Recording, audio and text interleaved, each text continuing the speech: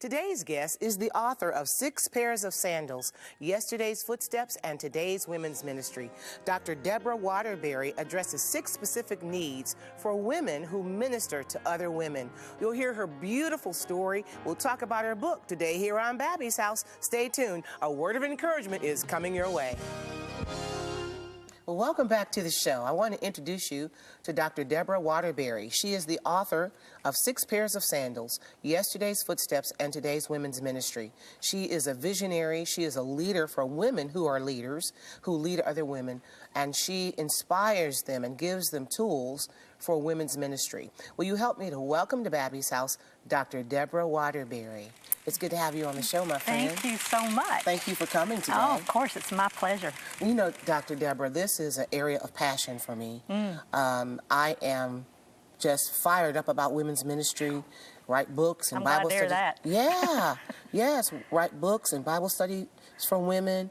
And the reason why I feel like the Lord has called me for this season is because, first of all, I am one. Amen, yes. And I know how needy women can be. And I know how... That was a real sweet way of putting that. That was a real sweet way of putting it.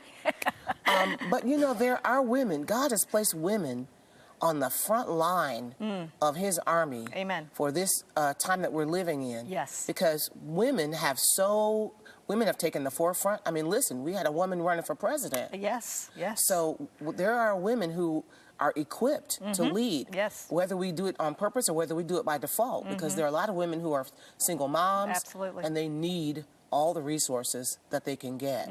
So can you tell me, why did you write this book, and what is the overall theme of the book? Well, I wrote it because as a women's minister, I was one for 7 years before going into international traveling around. And I'm seeing that's why I said it was so nice to hear you say that you see this need for women, because what I'm seeing as I travel is this depletion especially within local churches, of having a women's ministry, or even, it doesn't have to be an organized women's ministry, because that really is going by the wayside. It's unfortunate, but so many pastors are almost fearful of what women's ministry means. I think a lot of them are afraid that their power is being usurped, or that there is some kind of a denigration or denigration of the roles within the church, and so they're going away from women's ministry. And you know, that's okay, but the problem with that is, and then we have women who are not ministering to one another. And you just said it, women are very needy, but we need each other. I mean, I love my husband. Yes, and when I said needy, I meant that I didn't necessarily mean that in a negative way. In a negative way. But I saw a statistic the other day that said a great part of a woman's health, one of the things that contributes to a woman's overall health is her ability to connect with other women. Absolutely, and we've lost that often. And what's happening? You know, I did a study, just an independent study for my own benefit, a couple of years ago, of the local church and of the Pauline church, of what Paul did in the New Testament with the church, and we've lost sight, I think, here in this country. It's not so in other countries. In Africa in particular, I haven't lost sight of it there. But here in the United States, we seem to have lost sight of the importance of the local church. And so often what's happening is, because then you combine that with the fact that many pastors and congregations are doing away with women's ministry, women are having to go out of their local churches to be ministered to, or to get any kind of ministry. And I'm seeing that as not good, as a real falling away of what you just said. And how am I going to get that? It's great to go, you know, I speak at large conferences, so it'd be really stupid for me right now to say don't go to those. But I think the most important thing is for we as women to be able to go into our local churches and get that which we need and give that which we need to give. We've just kind of lost sight of that. Can you tell me, maybe you've thought about this, or maybe done a study on it, or have some statistics that you can share, but have you, can you share about the impact? What happens when the women's ministry is removed from the local church and a woman has to go elsewhere to have her needs met? What is the outcome of that? You know, I don't have statistics, but I have a whole lot of personal experience. And I am actually right now actively engaged in helping some pastors in different states figure out why their churches are failing and why they're going from 6,000 people to 50. And you know, I'm not going to sit here and say that it's because they don't have a women's ministry, but I am going to say that without that emphasis on a local church feeding each other and ministering to one another before you move outside of the walls, without that emphasis, a church will fall. And, you know, the Pauline Church was a perfect example of ministering to one another within that church and then moving outward. You know, when Jesus was speaking to his disciples after Judas left the upper room, you know, when he said, "This commandment I give you, love one another," he said that after Judas left. He was speaking to his church. He was speaking to his real church. He was speaking to the men he knew were really his. And he said, "This commandment I give you, love one another." He didn't say at that moment, "Go out." And he didn't give them the Great Commission yet. He said, "Love one another." So the very first commandment we have from Jesus as a local church is love one another and then move out. And somehow or another, we've stuck those opposite. And so but then because women are also the ones who do most of the work within the church, if they're not being ministered to within their local churches, then the church is going to fall. Wow. And what happens when a body is depleted? Oh, it's the saddest thing. I just spoke with a pastor. I'm not even going to say the state because I don't want to give it away, but I've been trying to help him figure out what's happened to his church. And it is so sad because this church used to be vibrant, but because he fell in with that new thought that we need to not have a women's ministry, not have a men's ministry, not have a singles ministry, not have those things. And this is a pervading thought within American churches, that you shouldn't have those things. Instead, you should just put all your emphasis on outreach and on. The problem is you're trying to draw from a very empty well whenever you are trying to, you know, reach out into the community. And so it's just a sad thing now to attend his church with, you know, 30 or 40 people are hanging on by their, you know, like this. Yes. They're just so dedicated, but they're getting nothing. Yes. It's so sad. Well, there is the book tells us that there is a real need to equip women who equip other women. And when we come back after this break, we're going to talk more with Dr. Deborah Waterbury about how to do that effectively, how to do that efficiently, and also talk about a beautiful ministry that is going to be launched on the continent of Africa through this wonderful ministry. After this break, we'll be right back with more of Babbie's House. Stay with me. Hey, I'm glad you came back to Babbie's House. I've been talking today with Dr. Deborah Waterbury, and she is super passionate about women who lead other women and about how to serve the woman in the local church and how to help meet those needs more effectively.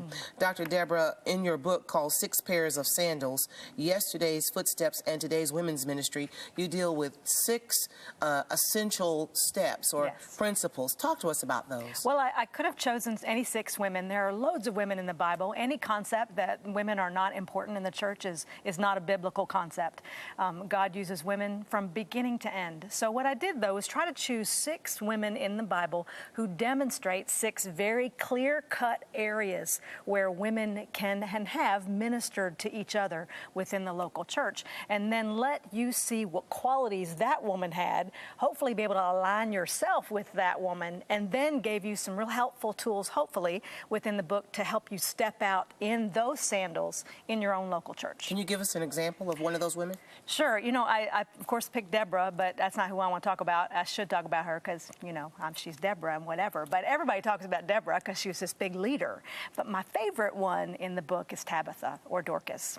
You know, Tabitha, in that passage in Acts, we hear about this woman who just made clothes for people. And she was so loved by her community that when she passed away, they couldn't live without her. And that's a beautiful testimony to her servant discipleship. But what was also beautiful is that once she was brought back to life by Peter, the testimony of that completely saved her entire village. So thousands of people through this one woman who, you know, would never go down in the history books as, she's not a loudmouth, she's not me, she's not standing up there screaming and yelling and telling everybody what they need to know. And I've always been, you know, microphone's not something I'm afraid of. You don't have to be that person. As a matter of fact, her life's testimony saved thousands of people simply because she was making clothes for someone.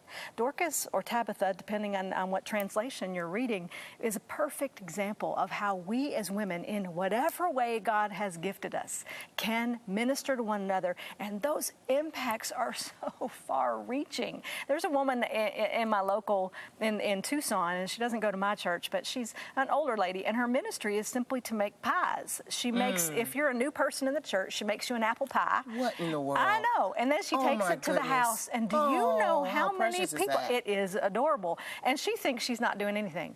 But there have been so many people that have not only joined the church, but felt immediately like they were being ministered to by the church simply because they got a pie. And somebody who's older, you know, like your grandmother. Yeah, yeah. You know, who would hand deliver you a homemade apple pie. Oh, my word. What is sweeter than that? It is. And what says welcome better than that? And that church has grown. And I'm not going to say it's because this beautiful lady makes pies, but I am going to say that that's one of the reasons. Well, it's because of her making her pies, and somebody else who cleans the bathroom, that's and somebody exactly else right. who shovels the snow, maybe not in Tucson, but in Ohio. We don't know what that is. Right.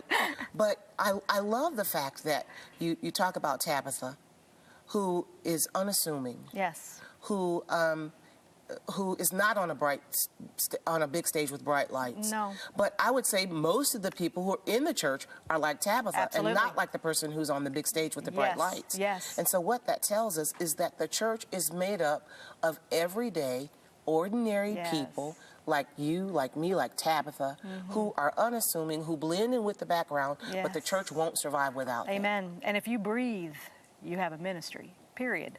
If you breathe, you have a ministry. Yes. You just got to figure out what it is that you do. Yes. And it might just be being really nice to somebody in the line at Walmart, but you know what? That's your ministry right there in that minute, whatever it is. And so what I just tried to do was give you 6 really broad ways that you could see maybe where yours is, and then do it. That's beautiful. You just step out and do it. Now, I want to know if it was just coincidental that Tabitha is one of your favorite people because she worked with her hands, she was a creative person, and there's a ministry that you're launching with your husband that's at the center of your heart that's called You Reap What You Sow, S-E-W. Yes. Tell us about that. Well, no, there has nothing to do with that. I can't sew. Well, I think that's a beautiful parallel. It is beautiful. But my mama still laughs that I've got a ministry happening where we're going to teach women to sew, and I can't hardly make my bed in the morning, so that can't be why. It's just because I think that's why the Lord's having me do it, because I sure can do it. But this is a school called Reap What You Sow. We have a beautiful relationship with our African friends, and particularly in Malawi and Zimbabwe. I've been there 7 times speaking at conferences there and love the people. My husband and I plan on doing partial retirement in Malawi, as a matter of fact. But the ministry that I run, it's called Love Everlasting Ministries. My husband helps me run it as well. We saw this need in Malawi and in these countries to help these women, widows, destitute, impoverished women, be able to have a trade so that they could take care of themselves and their families. The AIDS epidemic decimated those countries years ago, and for whatever reason, it took men more than it took women. And so these women are left with all these orphans and children and other people to take care of within a culture that doesn't give them an opportunity for an education. So Reap What You Sow is a sewing trade school. We're starting it in Blantyre, Malawi. It will launch in April. In 6 months, they're going to be receiving an education in tailoring. They'll get also business training from a qualified business professional. Wow. At the end of the 6 months, they will receive the sewing machine as well as all the material and threads they need to begin their own businesses. Praise God. And then we'll follow them for 6 months to make sure that they've got up on their feet. We have a way that women and men can sponsor a student. Now, the monies that you donate goes to sponsor the school, Reap What You Sow, but we're all about connecting, and particularly women to women. So if you went to the website, loveeverlastingministries.com, sixpairsofsandals.com, you could choose a student, and then we will connect you to her. You'll know her name, how many children she has, what village she lives in. You'll be able to pray for her and know that your actual monies will go toward her education in the Reap What You Sow project. That's powerful. How can we get more information about the ministry? LoveEverlastingMinistries.com. Right now, if you go to that website, that's one word.com, you will be able to see immediately we have 9 students to begin our very first school. You'll see all of their pictures. We have backgrounds on all. You can choose which one you want to connect with. And then we have sponsorship levels for the school. This just carries out the principle, really, of your book, is that, you know, God sees those, oftentimes, the people that people don't see. Yes. Those who are the disenfranchised, those who live on the edge of society or of the world. I mean, the impoverished, yes, those who are unemployed or widowed or orphaned. And this is a way to empower them. Yes, it is. And equip them and allow them to have a means of support and survival even. Absolutely. This is very and these powerful. are Christian women who all belong to the local church there, with whom my husband and I are good friends with the pastors there. These women belong to that church, and they all are active in their churches, and they cannot wait to empower one another within their churches. It is the whole principle of this book and everything that we do within this ministry that I run, and that is reach out to someone in your local church and then reach out to a society outside. Because if we look beautiful and happy and wonderful within the church, we don't even have to ask them to come. They're going to be beating down the doors to get in. That's right. But we have to minister to each other first. And so we're trying to help these women be empowered in their lives so that they can do that too. And that's really the concept of this book. It is. Is women empowering other women to serve the local church and thereby serve the kingdom of God. Amen. Thank you so very much for coming to Babbie's house. Thank you for having me. Again, the name of the book is called 6 Pairs of Sandals, Yesterday's Footsteps and Today's Women's Ministry by Dr. Deborah Waterbury. Thank you once again for coming to Babbie's house. Thanks for having me. Oh, this has been my joy. Oh, mine. Absolutely. Well, it's mutual.